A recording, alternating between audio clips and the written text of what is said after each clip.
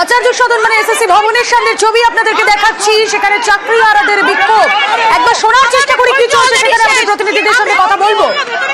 আমি ভেতরে যাইনি, শুনছি আমাদের মধ্যে বিভাজন করার চেষ্টা করছে। আমরা এটা মানবো না। ভেতর থেকে করছে, কমিশন করছে, কমিশন।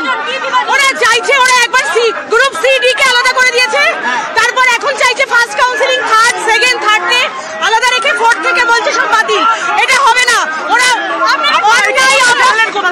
আমরা পেয়েছি, আমাদের প্রতিনিধি দল খবর দিয়েছে। আমাদের 8 কাউন্সিলিং 9 কাউন্সিলিং হয়েছে। আপনাদের প্রতিনিধি দল যারা ভিতরে তারা খবর দেয়, তারা ধর্নায় অলরেডি বসেছে। আমরা আজকে শেষ দেখে যাব না। আচ্ছা শুনুন, 8 কাউন্সিলিং অবধি হয়েছে। নবম দশমে কতগুলি কাউন্সিলিং হয়েছিল? 8 কাউন্সিলিং হয়েছে। একাদশ দশমে তো এসে তো নাই। একাদশ দ্বাদশ ঠিক আমি শিওর নই, একাদশ দ্বাদশ সেটাও বলতে পারবে। আমি নবম দশমে। কতগুলি পেজ প্রকাশ করবে বলেছে?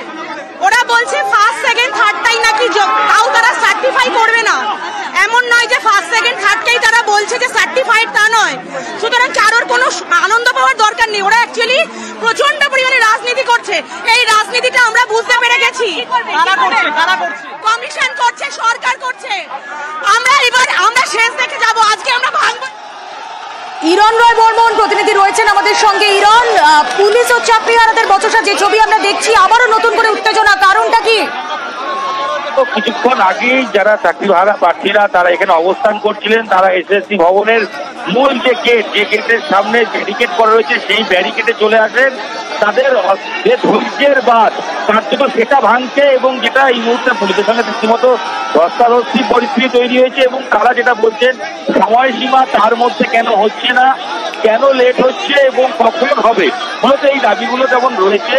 এবং পুলিশের তরফ থেকে অ্যানাউন্স করা হচ্ছে যে ডাক্তাররা কি করবেন না, কারণ একটা ফোর্স এবং এই মুহূর্তে দেখাচ্ছি যে ছবি দেখতে পাচ্ছ, পুলিশের দিকে তারা রীতিমতো ডাক্তাররা কি করে তেড়ে গেছেন।